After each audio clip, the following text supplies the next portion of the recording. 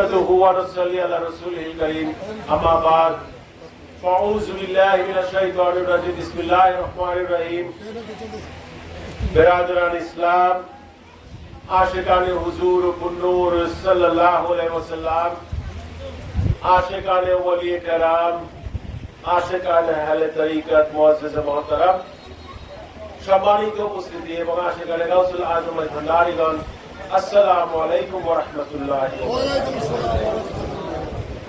আল্লাহ রাব্বুল আলামিনের দরবারে জানাই লাখ কোটি শুকরিয়া कि तारी महबूब वली खुदा नूर खुदा गौसुल आजम सैयद अहमदुल्लाह मज भंडारी किबला वली खुदा नूर खुदा गौसुल आजम सैयद गुलाम रहमान मज भंडारी बाबा भंडारी किबला वली खुदा नूर खुदा हुजूर गौस जमान हज़रत मौलाना सैयद शफीउल बशर अल अंसारी मज भंडारी किबला वली खुदा नूर खुदा पीर काबिल शाहजादा गौसुल आजम मौलाना सैयद हबीबुल बशर अल अंसारी मज भंडारी किबला तरीका मज भंडारी আশানে আয়োজিত আল্লাহ রাসূলের মাহফিলে তিনি আমাদের আজকে শান্তিপুর নারায়ণগঞ্জে এখানে উপস্থিত থাকার তৌফিক দিয়েছেন।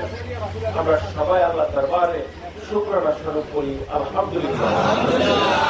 আমি ধন্যবাদ জানাই আপনাদের গাউসিয়া মজ ভন্ডারিয়া হাবিবিয়া কমিটি শান্তিপুর নারায়ণগঞ্জ শাখার সকল কর্মকর্তা এবং নেতৃবৃন্দদের আমি ধন্যবাদ জানাই। গাউসিয়া মজ হাবিবিয়া কমিটি নারায়ণগঞ্জ বাকি যে শাখা কমিটি অনেক অত্র এলাকার শাখা কমিটির নেতৃবৃন্দের সদস্যদের সকলের সহযোগিতায় আজকে এই শান্তিপুর এই চন্দ্রাপাড়া এই জায়গায় আমাদের এই মাহফিলটি আয়োজন করার জন্য আমাদের এই শান্তিপুর থানা শান্তিপুর এই শাখা কমিটির সম্মানিত সাধারণ সম্পাদক আলামিন মেজবান্ডারি তার পরিবারের বাড়িতে আমি ধন্যবাদ জানাই আমাদের এই শাখা কমিটির সম্মানিত সভাপতি কাশেম ভান্ডারী এবং অত্র এলাকার সকল শাখা কমিটির সকল সদস্যদের কেন্দ্রীয় কমিটি এবং আশেপাশে ভান্ডারী প্রত্যেক সদস্যদের জন্য আমার পক্ষ থেকে ধন্যবাদ এবং শুকরানা। আজকে এই আল্লাহ রাসূলের শানে তরিকার এই মাহফিলটি আয়োজন করার জন্য কোরআন সুন্নাতের মাহফিলটি আয়োজন করার জন্য আমি আমার মূল বক্তব্যের আগে আমাদের নারায়ণগঞ্জে হাবিব রুহানি সন্তান মামুন মজ ভন্ডারী ওনার আব্বা মোহর আলী মজ ভন্ডারী ওরা আর নেই, তার জন্য দোয়া চেয়েছেন। সবাই মরহুমের জন্য মাগফিরাতের জন্য দোয়া করবেন। আল্লাহ পাক যেন ওনার গুনাহ খাতা ক্ষমা করে দিয়ে কবরে তাকে শান্তিতে এবং তাকে জান্নাত বাসী করে। দীর্ঘদিন পরে আপনাদের এলাকায় আসলাম এবং আপনারা জানেন যে বাবাজান কেবলা তিনি ওফাত করেছেন গত বছর 6 রবিউল আউয়াল 16 ভাদ্র 25 আগস্ট।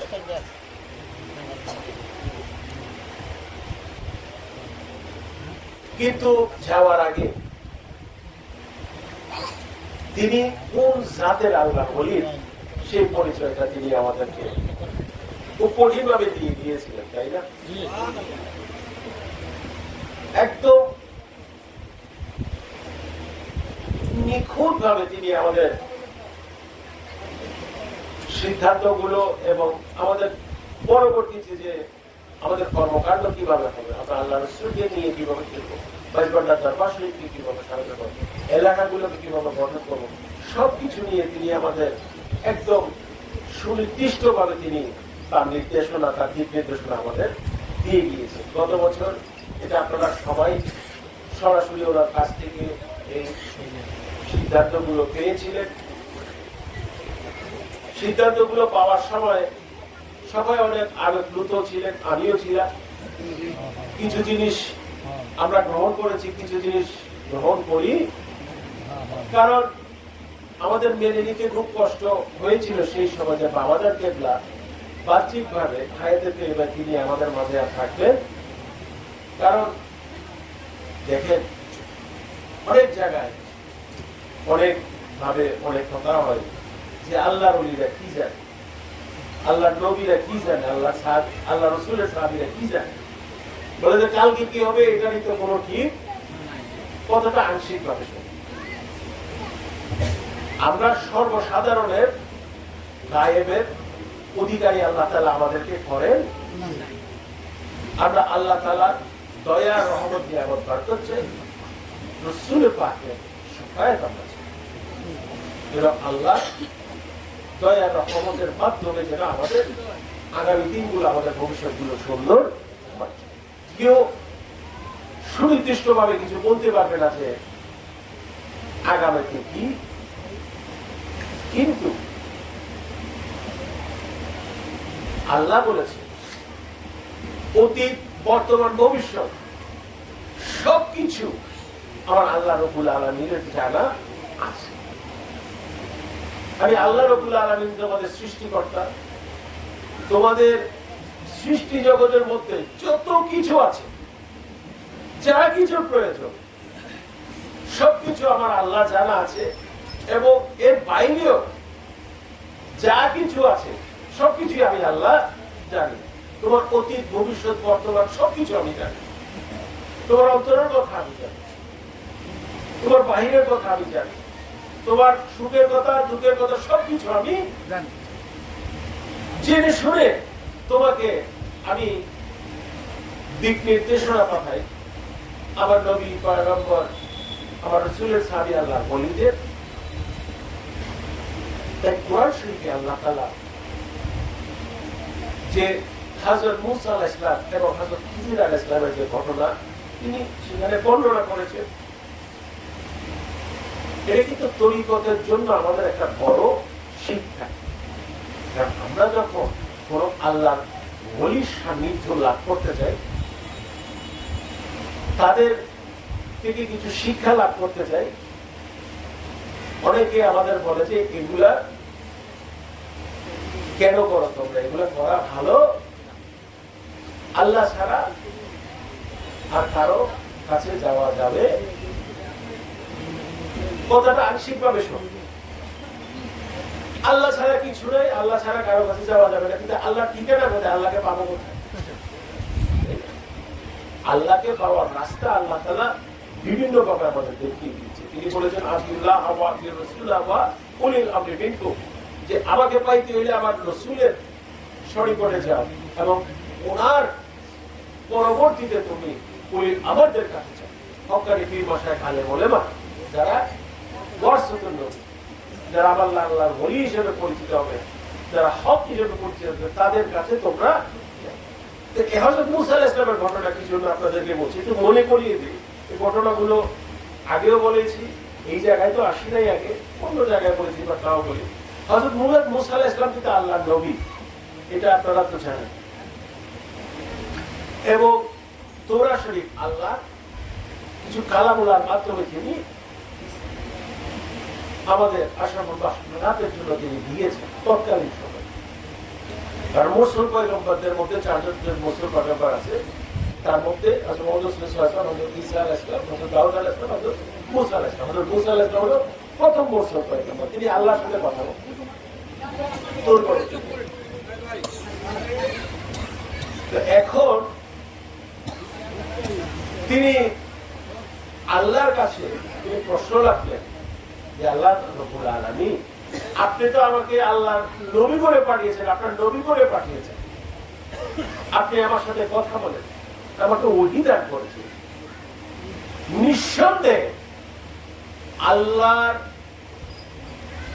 হুকুম আকাম যেগুলো আছে সবকিছু আপনি আমার মধ্যে দান করেছেন। আল্লাহ বলছে, না মূসা, তোমার মধ্যে আমি সবকিছু দান করি, তোমার মধ্যে শরীয়তের সবকিছু তৎকালীন সময়। কারণ নবীদের আগমনের সাথে সাথে আল্লাহর ওহীরও কিছু পরিবর্তন হয়েছে, এবং শেষ নবী পয়গম্বর হযরত মুহাম্মদ রাসূলুল্লাহ সাল্লাল্লাহু আলাইহি ওয়াসাল্লাম, এবং সেইখানে আমরা কোরআনে পাক কালামুল্লাহ শরীফ আল্লাহর তরফ থেকে পেয়েছি, যে এটা মেনেই আমাদের জীবনকে আমাদের চালিয়ে নিতে হবে। তো তৎকালীন সময়ে মূসা আলাইহিস সালাম আল্লাহ রাব্বুল আলামিনকে প্রশ্ন রাখলেন, আমি আপনার নবী, আপনি আমার সাথে কথা বলেন, আপনি আমাকে হুকুম দেন, আপনার বাণী আমি প্রচার করছি। নিঃসন্দেহে মানব জাতির জন্য যা কিছু প্রয়োজন আপনি আল্লাহ নিঃসন্দেহে আমি মুসাকে দান। আল্লাহ বলল, না মুসা, আমি তোমাকে পরিপূর্ণ সবকিছু দান করি, তোমাকে নবুয়তি দান করেছি। শরিয়ত যেটা আমরা বলি সেটা আমি তোমাকে দান করেছি, কিন্তু ইলমে মারফত আমি তোমাকে দান করি। এটা শুনে মুসা কিছুটা মন খারাপ করলেন, কিন্তু তিনি বললেন যে আমি আল্লাহর নবী হয়েছি, তো আমার মধ্যে তো কোনো অপরিপূর্ণতা থাকতে পারে, তো এইটা আমি কিভাবে পূরণ করবো? আল্লাহ রাব্বুল আলামিন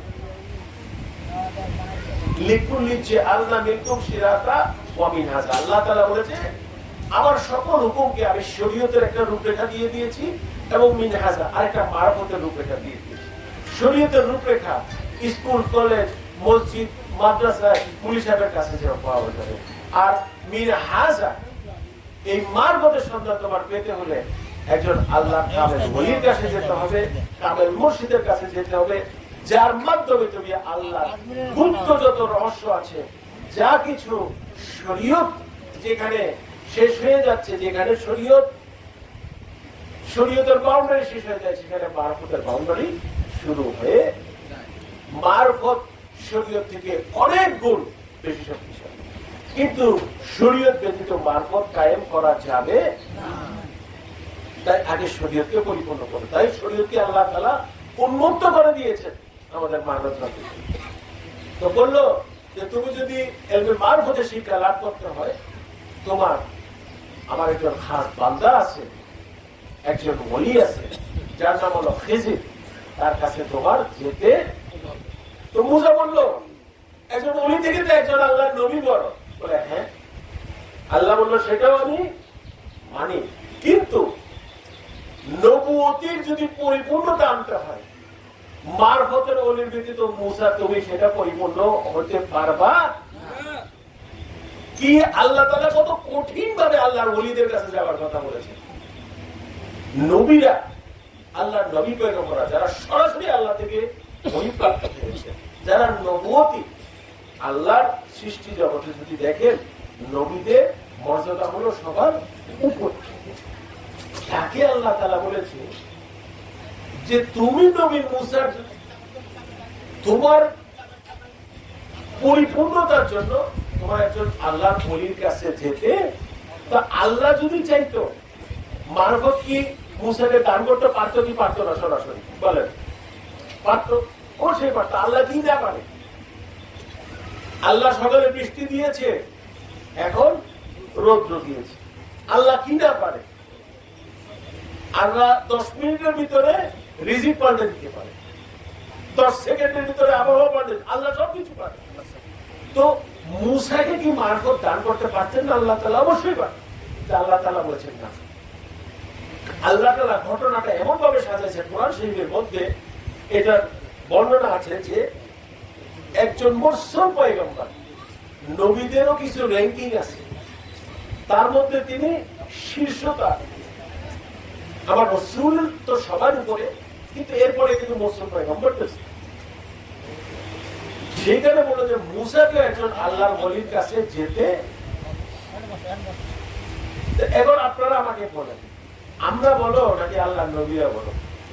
আল্লাহ নবীদের সাথে কি আমাদের তুলনা করা এটা কি মানানসই হয়? বলেন, আল্লাহ ওই দান করেছে, তাদেরকে জান্নাতি করেছে, তাদেরকে কত কিছু আল্লাহ তাআলা দান করেছে। আল্লাহ তাআলা বলে একজন নবী হয়েও তোমার মারফতের শিক্ষা লাভ করতে হবে এবং তোমার আল্লাহর ওলির সান্নিধ্য লাভ করতে।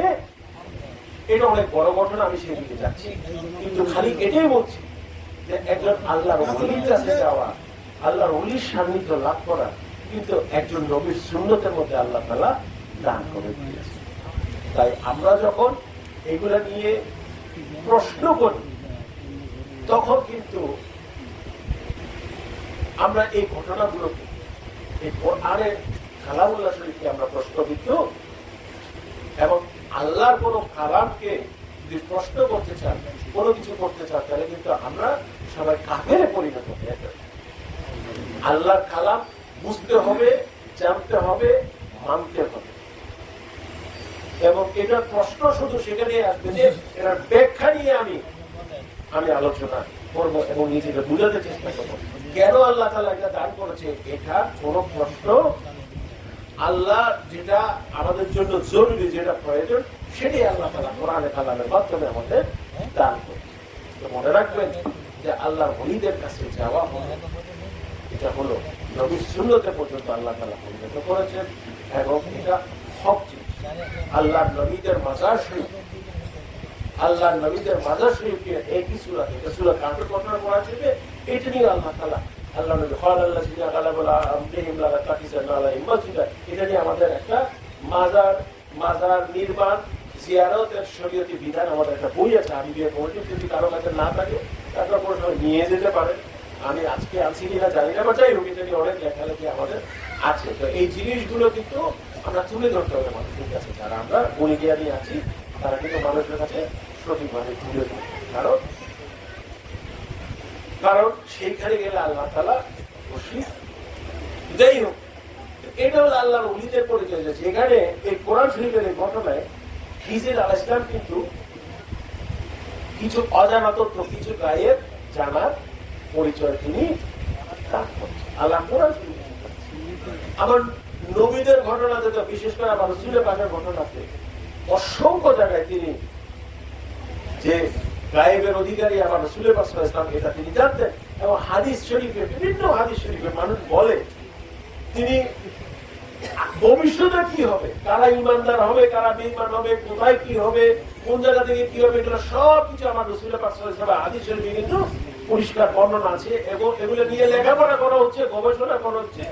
আবার এগুলোর পরে বলা হচ্ছে যে আল্লাহ ছাড়া আর গায়েব কেউ জানে, আল্লাহ ছাড়া তারাই গায়েব জানে যাদেরকে আল্লাহ তাআলা পাওয়ার দিয়েছে, তাদেরকে উদ্দিষ্ট করেছে। যেমন নবী, পয়গম্বর, যেমন আহলে বাইত রাসূল, যেমন আল্লাহর ওলিরা, সাহাবায়ে রাসূল, তাদেরকে আল্লাহ তাআলা নিজস্ব ক্ষমতাতে তাদেরকে আল্লাহ তাআলা ক্ষমতাবান করেছে। এরকম অনেক জায়গায়। তো এই যে দেখেন এই গায়েবের কথা কেন আসবে, কারণ আপনাদের সিংহভাগ লোক এখানে যারা বসে আছেন কাছে আপনারা বাইরে পেয়েছেন। বলেন এই যে আমার জন্ম কখন হবে, আমার মৃত্যু কখন হবে, আমার এটা কখন হবে, সেটা কখন হবে, এটা আমরা আল্লাহ ছাড়া কেউ জানে না। কিন্তু আপনাদের বাবা, আপনাদের পীর সাহেব, ওনার নিজের বিদায়ের ঘোষণা তিনি করে গেছেন না, একদম নিখুঁত ভাবে করে গেছেন না, যে আমি আর তোমাদের মাঝে থাকবো, তোমরা নিজেদেরকে গুছিয়ে নাও, মানসিক ভাবে, সাংগঠনিক ভাবে, সামাজিক ভাবে যা যা কিছু প্রয়োজন তোমরা গুছিয়ে নাও।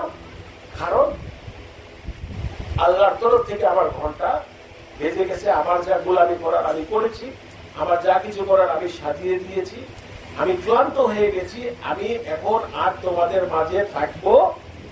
আজকে থেকে যেই গদি শরীফ শরীফ আমাকে দিয়েছিলেন বা অন্যান্য তরফ থেকে, সেই গদি শরীফ আমি ছেলে। এবং নিখুঁত ভাবে তিনি বলে গেছেন যে কখন কার কি করতে হবে, কোন কমিটি কি করতে হবে, কোথায় যেতে হবে, কি করতে হবে, করতে হবে। অনেকেই হয়তো আবেগপ্রুত হয়ে গত বছরের কথাটা শুনেন নাই, তাই এই বছর আপনারা অনেকেই এখানে আমার সামনে যারা আছেন, অনেকেই সিংহভাগ লোককে আপনারা মহান পয়লা শ্রাবণে বাইতুল্লাহ দরবার শরীফ দিয়েছেন এবং সেই ঘোষণাটা আবার আপনারা শুনেছেন। তো হিসেবে বলা যায় যে গায়েবের অধিকারী আওলাদে রাসূল গাউসুল আজম হন্ডের কেবলা কাবার পুত্র এবং গাউসুজ্জামান শরীয়বার বড় পুত্র ছিলেন হাবিবুর রহমান বাইত ভান্ডারী। তিনি যে গায়েবের অধিকারী এটা পরিচয় দিয়েছেন না আপনাদের, পরিষ্কার ভাবে দিয়ে গেছেন।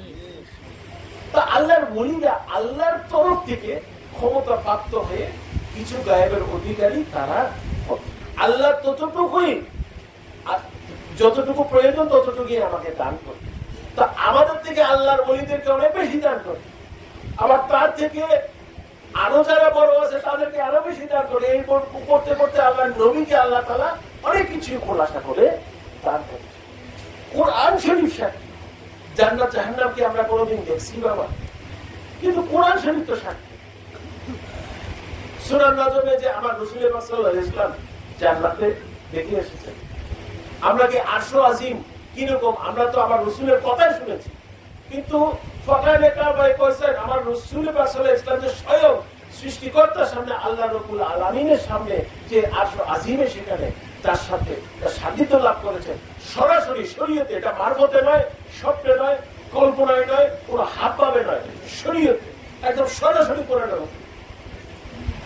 তোমরা কি দেখো নাই আল্লাহ তাআলা বলছে যে রাসূল পাক সাল্লাল্লাহু আলাইহি ওয়াসাল্লাম সৃষ্টি জগতের সকল গণ্ডি পেরিয়ে আমার আরশ আজিমে এসে আমার সামনে চলে আসলো এবং ফাকারে কাবা কইছেন তার মধ্যে আমার মধ্যে দুটো ধনুকের যত দূরত্ব ততটুকু দূরত্ব আমার এবং আমার রাসূলের মধ্যে ছিল। তারপর আমি আমার রাসূলকে বললাম আওয়া আদনা, আপনি এত দূরে কেন, আরো কাছে মালিককে স্রষ্টা সৃষ্টিকর্তাকে ডাকতেছি। তারপর আমরা কোন কোন জায়গায় বলি আমার নবী আল্লাহ রাব্বুল আলামিনকে দেখে, কিন্তু আল্লাহ বলছে তার মধ্যে আর আমার মধ্যে দূরত্ব এতটুকু ছিল এবং আমি ওরে বলছি এত দূরে কেন, ও আমার নবী তুমি আরো কাছে। আমি কি সমাজকে বিশ্বাস করবো নাকি কোরআনকে বিশ্বাস করবো? এটা হলো আমাদের মাইজবান্ডারিতে অটোপোজিশন।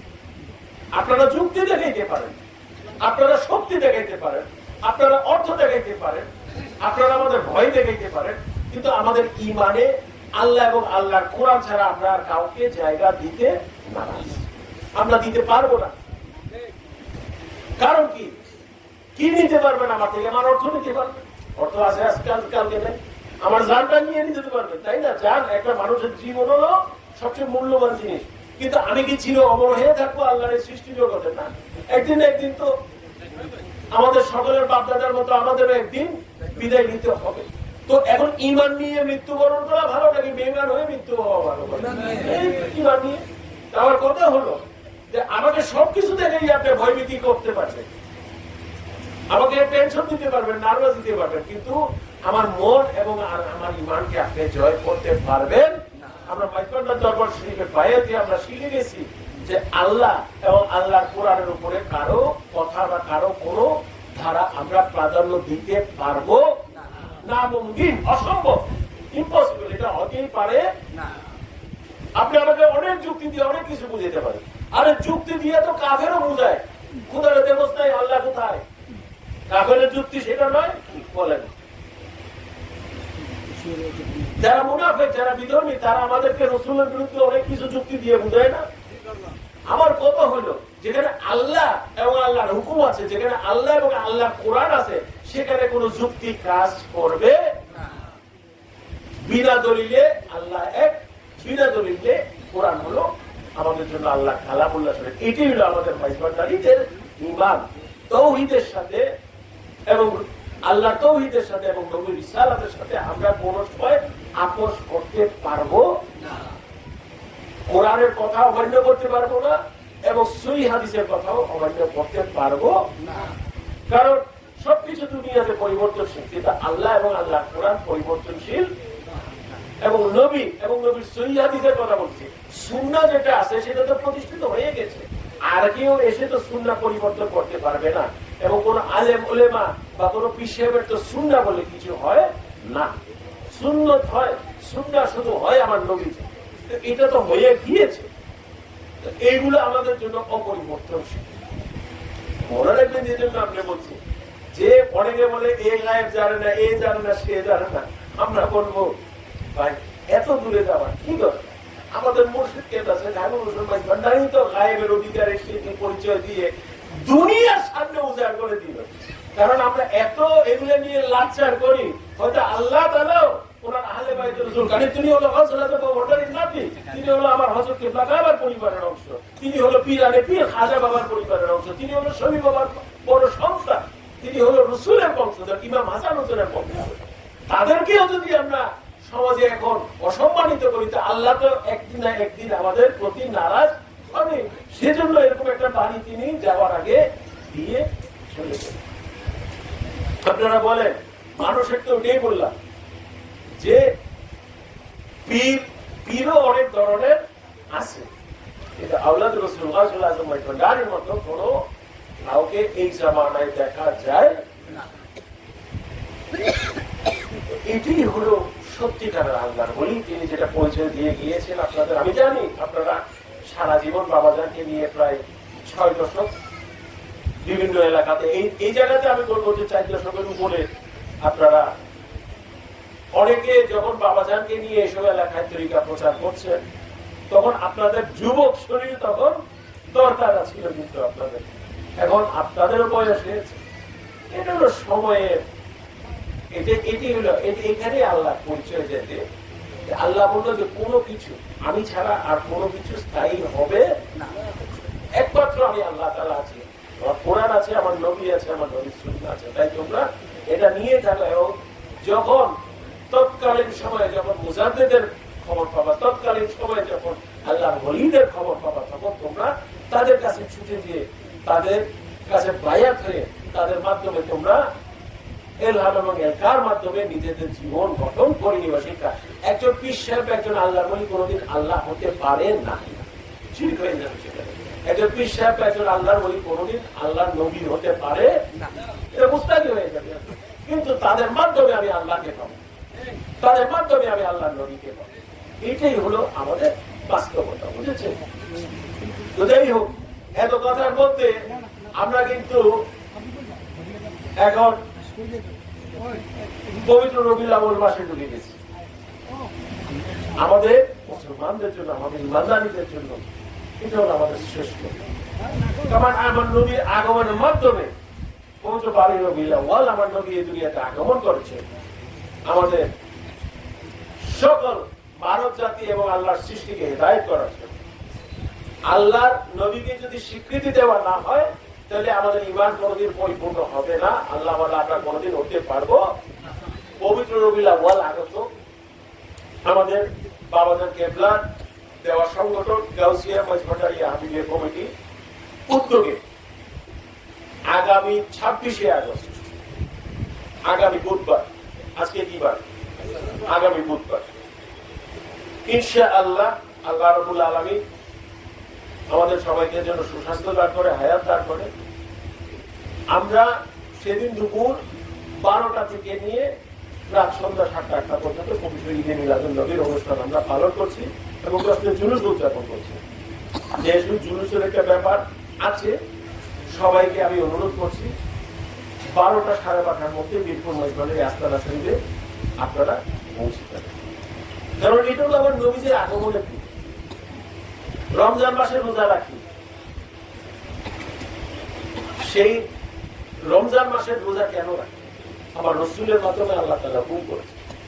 কিন্তু রমজান মাস আসার আগে তো 12ই রবিউল আউয়াল আসছে, তাই না? ঈদের মাসে ঈদ উদযাপন করি, শাওয়াল মাসের 1 তারিখ। ঈদের আগে 12ই রবিউল আউয়াল আসছে না আমাদের জন্য।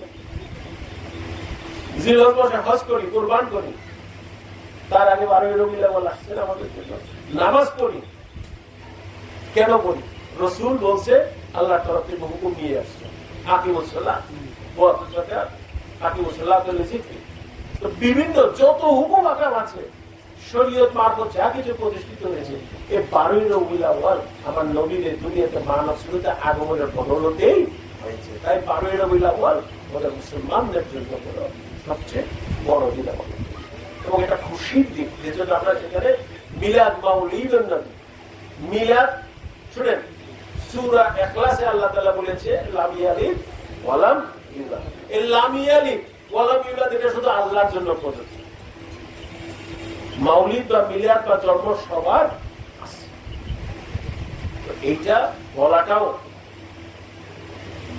মিলাদ, মিলাদুন নবী মানে হলো আমার নবীর আগমন বার্ষিকী, জন্ম বার্ষিকী। এটা মানব সুরতে তিনি যেটা এসেছে, এটা হলো আমাদের আত্মা। আল্লাহ বলেছে খুশির দিনকে আল্লাহ তাআলা ঈদের দিন হিসেবে ঘোষণা করেছে, বুঝেছেন? ঈদ উল ফিতর, ঈদ উল আযহা তো আছে, এর বাইরে আল্লাহ তাআলা আমার নবী হাদিস শরীফ বলে দেখেন শুক্রবারকে আল্লাহ তাআলা ঈদের দিন হিসেবে অনেক জায়গায় ঘোষণা দিয়েছে। তো যাই হোক, তো এই দিনে আমরা ইবাদত বন্দেগী করি, জিকির আজকার করি, তাহলিল করি, দুরূদ সালাত সালাম আদায় করি, এবং আমার নবীজির আগমনের দিনটাকে আমরা বরণ করে পৃথিবী আগে অনেক মুসলমান দেশে এটা ঢালাওভাবে উদযাপন হতো। তখনকার দিনে আমাদেরকে বলা হতো অমুক দেশে ঈদে মিলাদুন নবী হয়, কিন্তু এখন প্রত্যেকটা দেশে, মধ্যপ্রাচ্যে প্রতিটা দেশে সরকারি ছুটি ঘোষণা করে পবিত্র ঈদে মিলাদুন নবী শান এবং সভ্যতার সাথে উদযাপন করা, যে এবং কারো যদি সেটা করতে ভালো না লাগে আপনার ঘরে বসে থাকে, আপনার জোর বেঁধে কাউকে নামাজও পড়ান যাবে না, ঈদে মিলাদুন নবী উদযাপন তো দূরের কথা, তাই না? আমার কথা হলো যে যেদিন আমরা আমার নবীর আগমনকে আমরা আনন্দের সহিত যদি বরণ করে, নিঃসন্দেহে আল্লাহ রাব্বুল আলামিন আমাদের প্রতি খুশি হবে। এবং মুসলিম উম্মার জন্য এই যে ইসলামী যে আমাদের সংস্কৃতি আছে, এটা হাজার বছরের উপর সংস্কৃতি এটা, এবং এটা সারা পৃথিবীতে সকল মুসলমানদের জন্য উদযাপন হয়ে আসছে।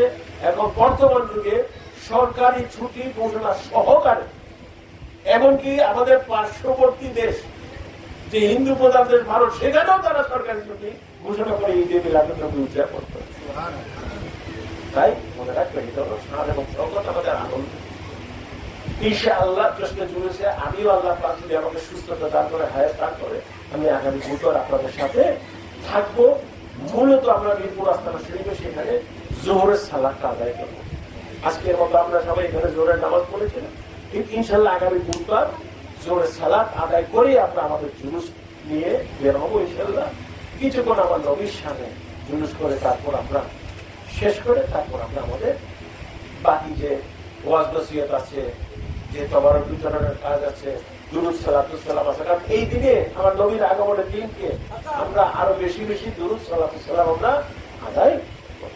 ইনশাআল্লাহ সবাই একটু মনে রাখবেন যে যেহেতু একটা জশ্নে জুলুসের ব্যাপার আছে, আমরা যেন একটু আগে চলে যাই। আর এমন টেনশন করেন না আপনাদেরকে 8-10 ঘন্টা আমি ওখানে বসায় রাখবো না, ইনশাআল্লাহ যাবেন। আমরা দুরূদ সালাতুস সালাম করবো, আমরা ওয়াক্তি এভাবে সালাত বা নামাজ আদায় করবো, আমরা সংক্ষিপ্ত কিছু ওয়াজ নসিহত এবং মিলাদুন নবীর কিছু বক্তব্য আপনাদের সাথে তুলে ধরবো। এরপরে দুরূদ সালাতুস সালাম মিলাদ মাহফিলের পর আমরা ঘন্টায় ঘন্টায় আপনাদেরকে আমরা ছেড়ে দিতে চেষ্টা করবো। তো এমন না যে আপনার যেখানে গেলে সারাদিন বসে থাকতে হবে। 2 ঘন্টার প্রোগ্রাম নিয়ে যান। আল্লাহ নবীর সাথে যদি 2 ঘন্টাও বাবাজানকে আমরা আস্তানা শরীফ যেতে না পারি, তাহলে তো আমাদের একটু প্রেম ভালোবাসা ইমান কোথায় আছে এটাও তো একটু নিজের কাছে প্রশ্ন করতে হবে, তাই না? আর আমার তো আছে, এটা করছি, সারা জীবন তো আর সেগুলো হচ্ছে না। এইসব খাস দিনগুলো আসে হঠাৎ কালে বাদে। গত মাসে শ্রাবণ মাসে বাবা জানের বছর শরীরটা করলাম, প্রায় 1.5 মাসের গ্যাপ, তো এখন ঈদে মিলাদুন নবী। তাই আমি চাই, এবং আপনাদের বাংলাদেশের সবচেয়ে মজার কথা হলো যে অতীতেও দেখেছি, বর্তমানেও কিছুটা ধারা হয়তো অব্যাহত রেখেছে, চট্টগ্রামে এবং নারায়ণগঞ্জে ঈদে মিলাদুন নবী সবচেয়ে ব্যাপকভাবে পালন করা হয়। কারণ আমার কদম রসুল আছে এখানে।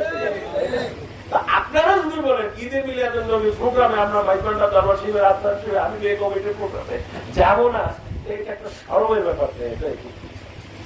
কারণ নবীজির যে একটা শান শওকত ঐতিহ্য, শুনেন, কদম রসুল আপনাদের যে এলাকাতে আছে, এটা কিন্তু কোনো ছোট মতো কথা, বিশাল জিনিস, একটা হিউজ একটা জিনিস আপনাদের নারায়ণগঞ্জ জেলা মাটির জন্য, যে আপনার রসুলের কদম শরীফের একটা চিহ্ন এখানে আপনারা পেয়েছেন। এটা যে কত বড় পাওয়া আপনাদের জন্য, এটা আমি আপনাদেরকে সারাদিন কথা বলেও বোঝানো যাবে। কারণ আমার রসুলের একটা স্মৃতি পাওয়া, এটা হলো অমূল্য ধন। এটা 1000 কোটি টাকা দিয়ে আপনি ধন সম্পদ দিয়েও অনেক কিছু ঘুরাইয়া দিতে পারবেন। রসুল হলো অমূল্য ধন, এটা আমার রসুলের জমানা থেকে এসেছে। এখন বললেন কদম রসুল, কদম রসুল, আমি যদি বলি কেউ আমাকে ধরে আটকাইল রসুলের কদম, কদম নিয়ে এত আপনার মাথা ব্যথা কেন? আমি বলবো, যদি আপনার কদম নিয়ে মাথা ব্যথা না থাকে, আপনি মক্কা শরীফ যাইয়েন। যারা হজ উমরা করেছেন তারা তো অলরেডি বুঝে গেছেন আমি কথাটা কেন বলছি। মাকামে ইব্রাহিম, মাকামে ইব্রাহিম, আমার ইব্রাহিম আলাইহিস সালামের কদম মুবারক আল্লাহ তাআলা কাবা শরীফের সাথে রেখে দিয়েছেন। তো রসুলদের কদমের কি দাম আছে কি নেই আমারে বলেন। একটা কথা বলি বাবা, আমরা তরিকতের মানুষ, আমাদের টাকা কম থাকতে পারে, আমাদের ক্ষমতা কম থাকতে পারে, কিন্তু কুরআন সুন্নাহ ইসলামিক ইতিহাস দিয়ে আমাদের কোথাও আটকাতে পারবেন না। ঈমান এবং আমলের দিক থেকে আমরা পিওর। ভুল হতে পারে, আমি বলছি না যে সবাই এখানে ফেরেশতা, আমি বলছি না যে সবাই এখানে কোন নামাজ পড়া ভুল হলে কোনো মুস্তাকি হচ্ছে না, এগুলো হচ্ছে না, কিন্তু আমাদের যে মূল যে রীতিনীতি ধারাগুলি, এগুলো পিওর। এগুলো কোরআন সুন্নাহ থেকে এসেছে এবং ইসলামী এবং সংস্কৃতি থেকে এসেছে, নবী পয়গম্বরদের ইতিহাস থেকে এসেছে। কত নসরুল, কত বড় জিনিস যে আল্লাহ তাআলার প্রেমের ইসলাম, কত মুবারক। তিনি বলেছেন যে তোমরা যখন কাবা ঘরে প্রবেশ করবে তোমরা 7 বার তাওয়াফ করবে কাবার মধ্যে, এবং মাকামে ইব্রাহিম কদম রসুলকে সামনে রেখে তোমরা কাবামুখী হয়ে তুমি 2 রাকাত নফল সালাত আদায় করে তোমার যে তাওয়াফটা যেন আল্লাহর দরবারে কবুল হয়, তুমি বলতে যে মাকামে ইব্রাহিমের পিছে দাঁড়িয়ে ওটা সামনে দেখবে, তুমি দেখবেন সেখানে মাকামে ইব্রাহিম মানুষ ধরে সেখানে চুমু খাচ্ছে। সেখানে মাইজবান্ডারিরা করলে দোষ হয়ে যায়, বাকিরা করলে কোনো দোষ হয়। কারণ অনেক সময় হয় কি, আমরা ইসলামের অনেক পড়াশোনার হুকুম আমরা জানি না, ইসলামের অনেক সংস্কৃতি বা ইতিহাস আমরা জানি না। তো মানুষ যখন আমাদেরকে ধরে ফেলে তখন আমরা তাৎক্ষণিকভাবে জবাব দিতে পারছি না। তাই আমার অনুরোধ, হুকুম যাই বলেন না কেন, এই যে কিছু কিছু কিতাব আপনাদের কাছে নিয়ে আসলে এগুলো আপনারা সংগ্রহ করবেন। এমন কোনো দামি কোনো কিছু নয়, আমরা শুধু ছাপা খরচটা আপনাদের থেকে নিই যাতে পরবর্তী বইগুলো পাঠাতে পারি। এইটা মহান গাউসুজ্জামান শ্রী বাবা আল্লাহ রসুল বাবাজান কেবলা অনেকে এখানে শরীর বাবা পায় আছেন না, আছেন তো অনেকে, তো শরীর বাবা কিছু কিছু রয়ে গেছে, এটা হারিয়ে যাচ্ছে আমাদের মধ্যে। শরীর বাবার মুরিদানরা আস্তে আস্তে হারিয়ে যাচ্ছে আমাদের মধ্যে বয়স জড়িত কারণে। তো যাই হোক আছেন, এখনো কেউ কি আছেন। শরীর বাবার একমাত্র জীবনে যেটা হাবিব বাবা তিনি আমাদের প্রকাশ করেছেন, তিনি লিখে দিয়ে গিয়েছিলেন, আমাকে উপরে দিয়ে গিয়েছেন ছাপানোর জন্য। এটা মহান সাথী ফল করে আমরা দিয়েছি, অনেকে নিয়েছেন যারা এখনো জ্ঞান নাই। এটা বাইবেলের ইতিহাসে কিন্তু অনেক অনেক স্মৃতিগুলো আছে। এমনকি আমি যে বায়াত হয়েছি কখন, আমি কখন কি হুকুম পেয়েছি শরীর বাবার থেকে তরফ থেকে, এগুলো কিন্তু এখানে। আরেকটা বই আমার হাতে আছিল, আদাটা হালকা জেগে প্রধান ব্যাপারটা তখন সে মিলাদ শুরু করছে। আমাদের কিছু বংশ পরিচিতি আছে, আমাদের পীরের বংশ পরিচিতি থেকে এটাকে বলে নসব নাম। আর পীরের যে কার কাছে আপনি বায়াত হয়েছেন এটাকে বলে সাজরা, সাজরা নেওয়া বলে। বাইকটা দরবার শিখবে, আমরা অনেক সময় মিলাদ করি, অনেক সময় মারবিন করি, জিগির আজকার করি, ভুল করি আপনি, তাই না? আমার অনুরোধ হলো যে এই বইটার সময় নিয়ে যাবেন যারা এখনো জ্ঞান নেই। পরিষ্কার ভাবে আমাদের এই দেখেন বইগুলো এত পাতলা পাতলা ছোট করে এখানে ছাপাইছি যাতে আপনারা পড়েন। মোটা বই দিলে অনেকে পড়তে চায়, সাজিয়ে রেখেছে প্রতিদিন একটা সুন্দর কাপড় দিয়ে এটাকে পরিষ্কার করে। তো আমার কথা হলো যে এত পাতলা পাতলা সুন্দর বই দিচ্ছি বাংলা উচ্চারণ দিয়ে, বাংলা ব্যাখ্যা দিয়ে আপনাদেরকে, যাতে আপনারা বইগুলো পড়েন এবং বুঝেন। এবং বাবাজান কেবলার লেখা, ছবি বাবার একটা লেখা আছে এখানে, বাবাজান কেবলার একটা লেখা আছে, আমরা বাইন্ডিং এর মতো আপনাদের এখানে দিয়ে দিয়েছি নিজে শুনে। আমার যত আশা ছবি বাবার দুটা 1981 ইংরেজিতে তিনি হাবিব বাবার মাধ্যমে প্রকাশ করেছেন। এবং তোমার আশা করবো কিনা, ঠিক আছে?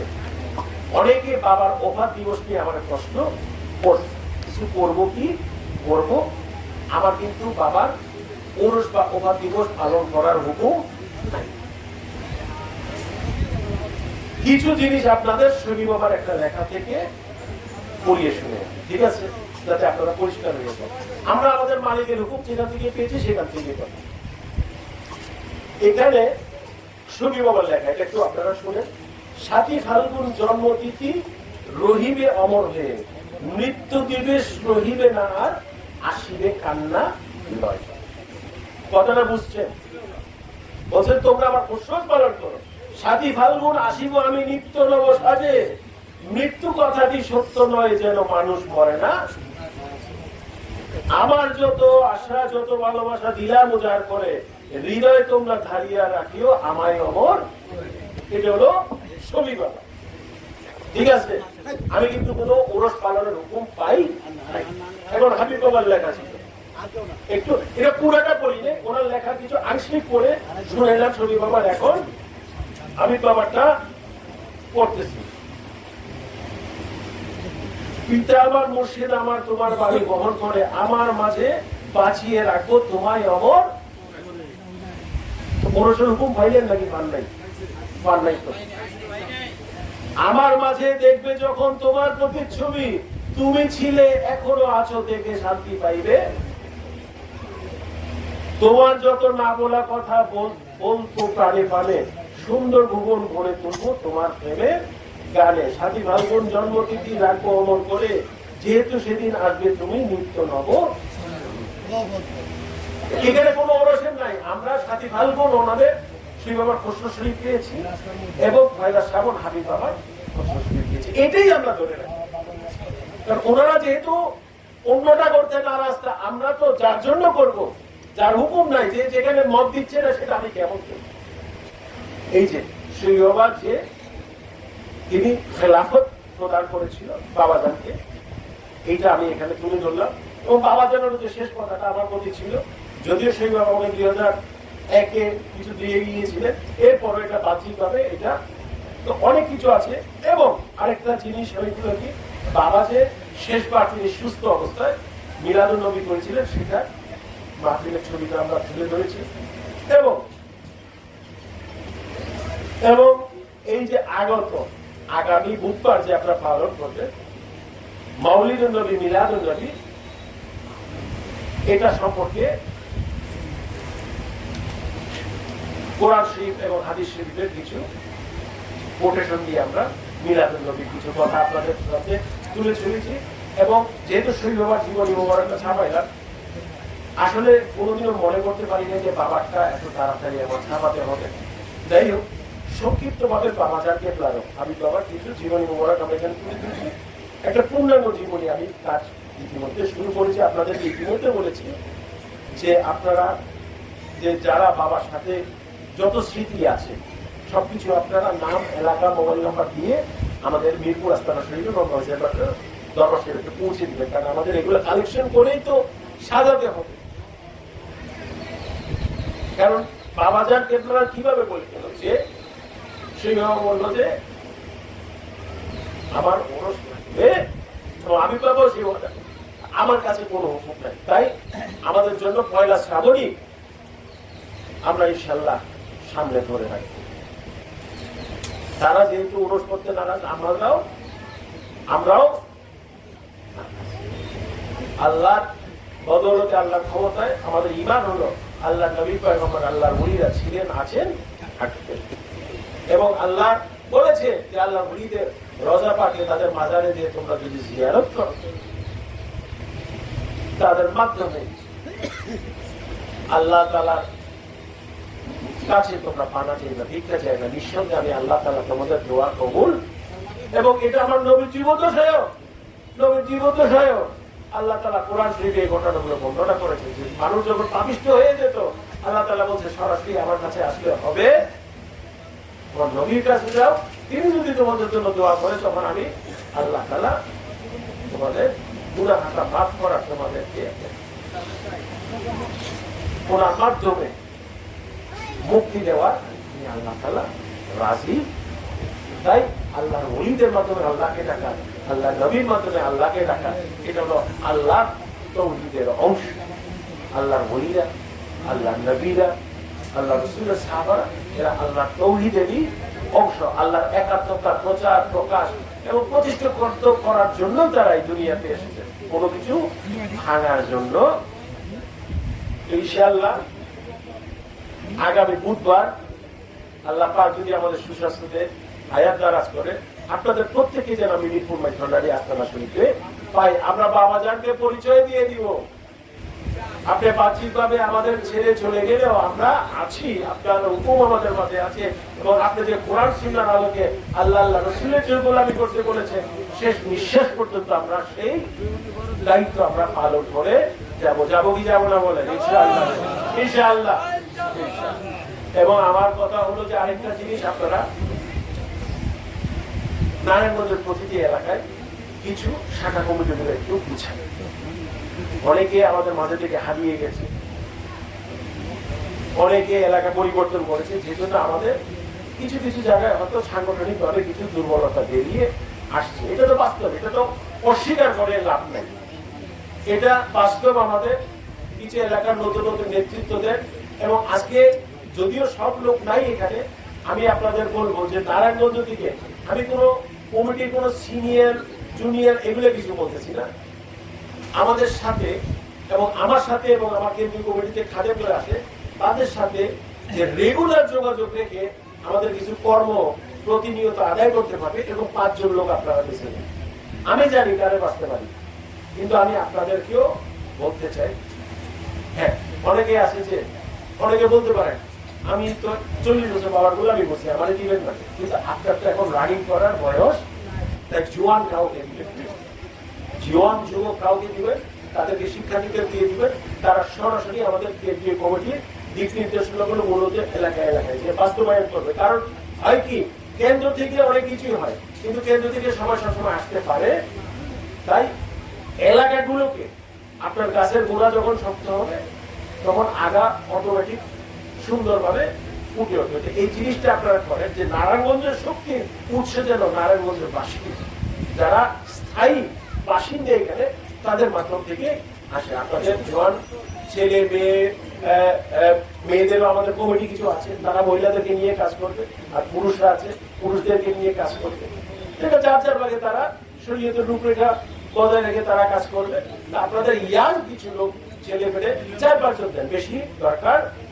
তারা সরাসরি আমাদের কেন্দ্রীয় কমিটির যত প্রচার আছে, যত দিক নির্দেশনা আছে, তারা রানিং এর মধ্যে থাকবে। তাহলে আপনাদের একটা ভাব হবে কি, মাইগন্ডা দরবার শরীফ থেকে প্রতি সপ্তাহে কেউ আমার এলাকায় আসছে, আমার খোঁজ খবর নিচ্ছে, সবকিছু হচ্ছে, এবং সাংগঠনিক ভাবে বা অন্যান্য ভাবে আমার যে সমস্যাগুলো আছে সেগুলোর সমস্যার সমাধান আমরা মাধ্যমে পাচ্ছি। কারণ অনেক সময় হয় কি, আপনারা আমার সাথে দেখা করা পর্যন্ত অনেক কিছু আপনারা জমিয়ে রাখেন, এবং অনেক সময় হয় কি, ব্যক্তিগত কিছু রেশারেশির কারণে দরবারের অনেক কর্মকাণ্ড আপনারা বন্ধ রাখেন। এগুলা থেকে বেরিয়ে আসতে, কারোর সাথে ঝগড়া হয়েছে বলে আপনি নামাজ পড়বেন না ওই মসজিদে, সেটা তো হতে পারে না। আল্লাহর ইবাদত, আমার রাসূলের দুরূদ সালাতুস সালাম, আল্লাহর ওলিদের দরবারের গোলামি, আল্লাহর প্রচার প্রসার, এগুলো কেন থেমে থাকে? কারণ ব্যক্তি শেষ হয়ে যাবে, আল্লাহর প্রচার কোনদিন শেষ হবে, এটা মাথায় রাখবেন। এই গোলামিগুলোর মাধ্যমে, সৎকারগুলোর মাধ্যমে যেন আমরা আমাদের রিজিক জীবদ্দশায় এবং যেদিন আমরা এই দুনিয়াতে থাকবো না, কবরেও যেন আল্লাহর রহমত দিয়ে আমার বরকত আমাদের আসতে থাকে। তাই কেউ বললেন না যে আমার এই কথাগুলো তো আমাদের বলে নেই, কারণ আমার কথাতে এখন কোথাও নিঃশ্বাস ফেললেও রেকর্ডিং হচ্ছে। আমি কি বলবো বলেন না, বামে তাকাইলেও রেকর্ডিং, ডাইনে তাকাইলেও রেকর্ডিং, পৃথিবীর বাংলাদেশের কোথাও বুঝাইতেই পারি না এখন। তো যাই হোক, আবার এখন ওগুলা যদি জানেন, আজকে তো হাজার হাজার লোকের সামনে এই কথা বলে গেলাম, এটা শুনেন না, এটা হতে পারে। কমিটিগুলো একটু শক্ত করে যার যার এলাকায় নেতৃত্ব দেন, এবং আপনারা যদি ব্যক্তিগতভাবে মনে করেন যে দেখেন আমরা এখন শারীরিক ভাবে সেই জোর আমাদের মধ্যে বয়স হয়ে গিয়েছে, তাই না? বাবাদেরকে তো 5-7 বছর আগে পোকা বন্ধ করে আমার পাঠাইতো, কারণ শারীরিক ভাবে তিনি কিছু তো অসুস্থ ছিলেন। আপনাদের মাঝেও কিছু কেউ অসুস্থ আছেন, আপনারা কি করবেন? আপনারা উপদেষ্টা হয়ে যাবেন, আপনারা উপদেষ্টা হয়ে বাচ্চাদেরকে এবং যুবকদেরকে দিক নির্দেশনা দিবেন, তাদেরকে আপনারা একটু ছেড়ে দেন। এই সভাপতি, সেক্রেটারি ইত্যাদি পদগুলো তাদেরকে ছেড়ে দেন, যারা কর্ম করতে পারবে, এবং তাদের নিচে কিছু রেগুলার যারা আমাদেরকে বিভিন্ন কমিটিগুলো নিয়ে একটু দৌড়াদৌড়ি করতে পারবে, রানিং করতে পারবে, এবং আমাদের দরবারের সাথে আমার সাথে রেগুলার যোগাযোগ রাখতে পারবে, সেই বিষয়ে আপনারা একটু মাথা দেন। আপনারা করেছিলেন 10-12 বছর আগে, আমি অস্বীকার করছি না যে আপনারা করেন, কিন্তু সেটাকে যে কোনো কারণে আমরা ধরে রাখতে পারি না। তাই নতুন ভাবে একটু গঠন করেন, এবং ইয়াও কিছু ছেলেদেরকে আমাদের দেন, যারা রেগুলার আমাদের সাথে যোগাযোগ করে তারা যেন দরবারের খেদমত এবং বার্তাগুলো আপনাদের কাছে পৌঁছে দিতে। যাই হোক, আল্লাহ পাক যদি আমার হায়াত দ্বারা দিলে আগামী বুধবার আপনাদের সাথে আবার দেখা হবে। এখন আমরা একটু দূর